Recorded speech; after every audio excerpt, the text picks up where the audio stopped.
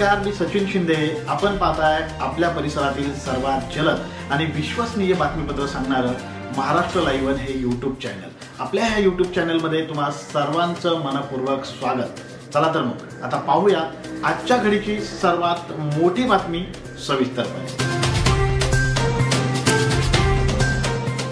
गुढीपाडव्यानंतर गावोगावी जत्रा सुरू होत असतात।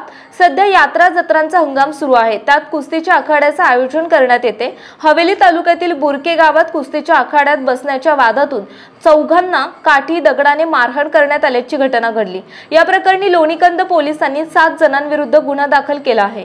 याबाबत संतोष पवळे यांनी लोणीकंद पोलीस ठाण्यात फिर्याद दिली आहे। यावरून पोलिसांनी शंकर ठोंबरे, सुनील जांभळकर, संतोष जांभळकर, सागर जांभळकर, विशाल जांभळकर, गणेश जांभळकर यांच्या विरुद्ध गुन्हा दाखल करण्यात आला आहे। पोलिसांनी दिलेल्या माहितीनुसार बुरके गावातील यात्रेत मंगळवारी सायंकाळी कुस्ती स्पर्धेचे आयोजन करण्यात आले होते। सायंकाळी आखाड्याजवळ कुस्ती पाहण्यासाठी काही जण बसले होते।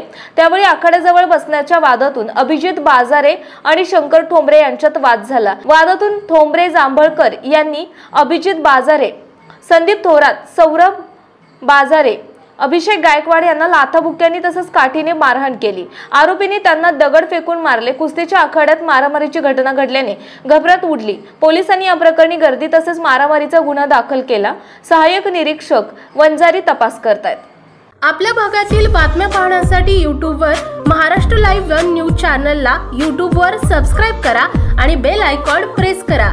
तसेच आमच्या फेसबुक पेजला फॉलो करा।